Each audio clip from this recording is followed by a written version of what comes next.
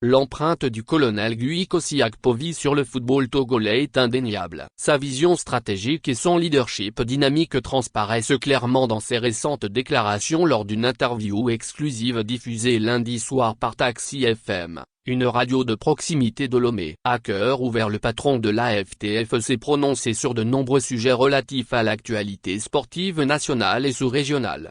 Phase zonale du championnat scolaire africain réussie. L'organisation de la deuxième édition du tournoi qualificatif UFOAB du championnat scolaire africain 2023 à Lomé est un jalon majeur, souligné par le colonel Guy Akpovi. Cette compétition, encensée pour son atmosphère positive et son excellente organisation, a vu le triomphe des U15 filles togolaises, un succès que le colonel considère comme révélateur de la progression constante du football féminin au Togo. C'est un tournoi qui s'est déroulé dans une très bonne ambiance, affirme-t-il, reconnaissant le soutien des plus hautes autorités du pays dans l'organisation de ce tournoi sous-régional. Transition stratégique à l'UFOAB, une nouvelle ère de leadership. Expliquant sa récente décision de quitter le comité exécutif de l'UFOAB dans lequel il est le vice-président, le colonel Akpovi révèle son intention de concentrer ses efforts au sein du comité exécutif de la CAF dont il est membre, visant à impacter de manière plus significative le football africain. Cette démarche stratégique du président de la FTF, loin d'être une démission conventionnelle, témoigne de son engagement à renouveler le leadership et à apporter une contribution plus étendue à l'échelle continentale. Démission, c'est un grand mot quand même. Aujourd'hui, je suis membre du comité exécutif de la CAF, j'ai eu le soutien de toute la zone B de l'UFOA. Il était de bon ton de laisser ma place de vice-président de l'UFOAB à un collègue qui s'était d'ailleurs investi pour mon élection en juillet dernier à Abidjan. Je veux parler de Lazare Bansé, le président de la fédération burkinabé, que je remercie encore une fois, indique le colonel Guy Kosiakpovi.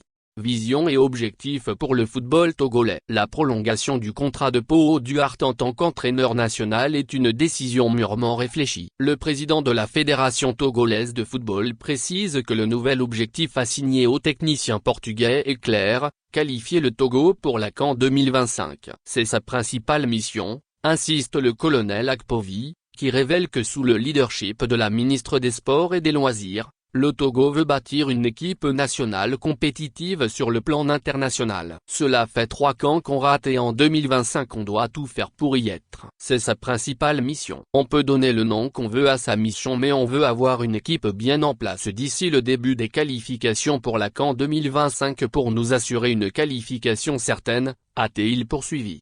Analyse des performances récentes et perspectives d'avenir. Le président de l'AFTF offre une perspective équilibrée sur les récents résultats des éperviers, y compris l'élimination décevante des éperviers dames pour la CAN Maroc 2024. Malgré les défis, il reste optimiste et envisage des stratégies pour renforcer les équipes nationales. C'est une déception. On a mis tout en œuvre pour que les filles se qualifient pour une seconde phase finale de la CAN, mais hélas, je crois qu'on a raté cette qualification au match aller. On a manqué de réalisme à Dar es Salaam et au match retour on n'a pas su saisir les occasions pour prendre les devants et contrôler le match. C'est dommage comme j'ai dit tantôt, mais on va s'asseoir avec le staff, faire le bilan et on verra ce qu'il faut faire, précise le patron de la FTF.